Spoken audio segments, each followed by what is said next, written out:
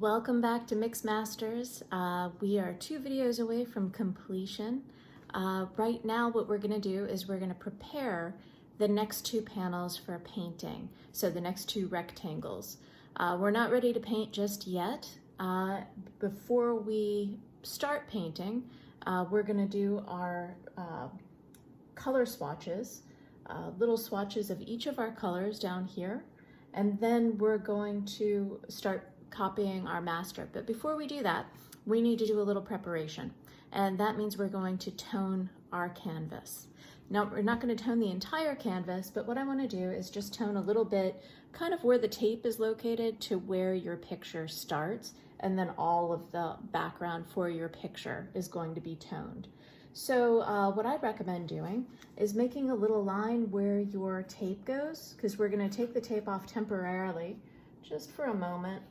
Just make a little line, and then carefully, I'm going to take this off of here.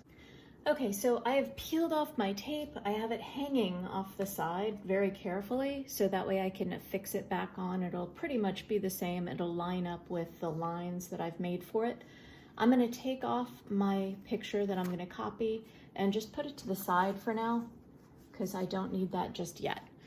So what I'm aiming to do is to tone the canvas up to this line, and then I'm going to let it all dry underneath before I put the tape back on, and then we'll come back for the final 2 videos. Okay, so just as a refresher, I'm going to do this kind of old school way. I don't like doing this in my studio, but I have a fan going, and what I'm going to do is just kind of put some odorless mineral spirits, which are solvent based, unfortunately, on my rag, and I'm going to just kind of rub these on to saturate the canvas. This is a legit way of doing it. I do not recommend doing this in closed quarters without a lot of ventilation. The reason I'm doing it is because I want mine to dry really quick, so I can do the next video for you guys.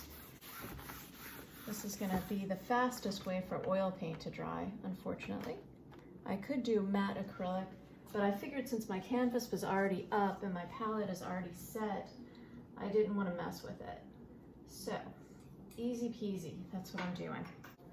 I've got some burnt umber that I'm getting ready to put onto a brush, and I'm going to brush it on and tone my canvas.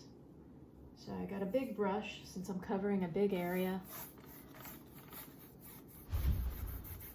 and I'm going up to that line. I could do a kind of a straight edge across it. That's fine.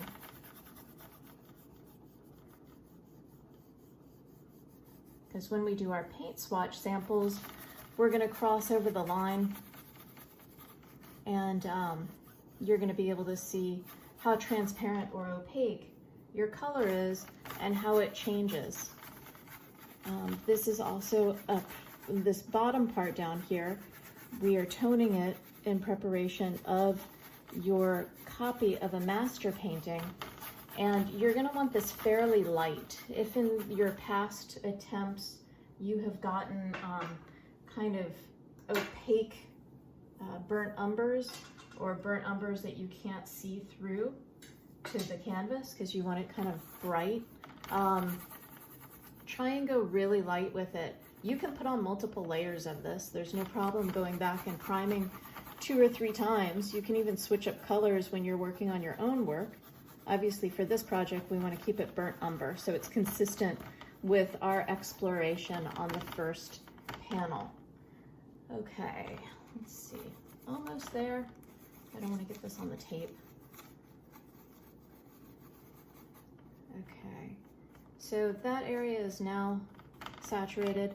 Acrylic painters, this is where you have the advantage, because your prime coat, your toned area will be dry pretty instantaneously, so you want to make sure that it's exactly what you want it to look like.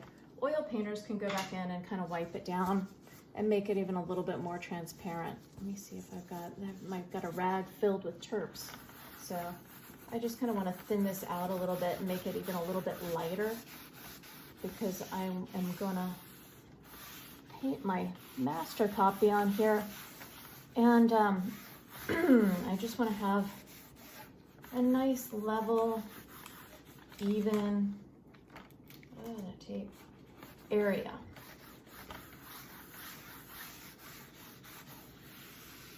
Okay, that's pretty good. I can actually see the residue from my tape. I don't know if you can see that or not. I'm not going to worry too much about it. And I can also see where this canvas is like cheaply gessoed, which is why I recommend when you work on your own canvas that if you buy a pre-primed canvas to re-prime it yourself, because you won't run into weird things like, I don't know if you can see that or not. Let me see if I can bring it up closer. These little inconsistencies like right there and right there, that's due to, and over here as well, that's due to kind of like an ill-primed panel. So I usually get these and I just re-prime them if I'm going to use them for anything worthwhile. Also, I wanted to show you close up. This is from the adhesion left from this tape. Artist tape is not supposed to do this. It's supposed to come off without leaving adhesive marks, which is why it's artist tape. But sometimes you get kind of a bunk batch of this tape. So I'm going to step back. This is what the canvas palette, or rather the panel, looks like now. Okay, so today's video is very short and sweet.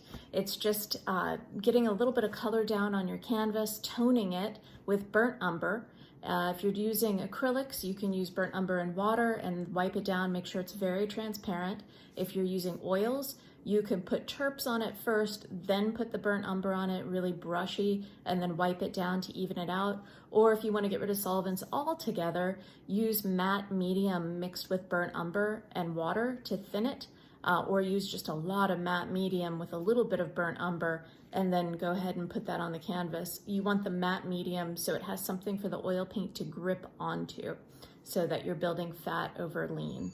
All right, that is it. I mean, it's a pretty quick and easy, straightforward project today. And then we'll move into color swatches, and then the final, our copy of a master. Thanks.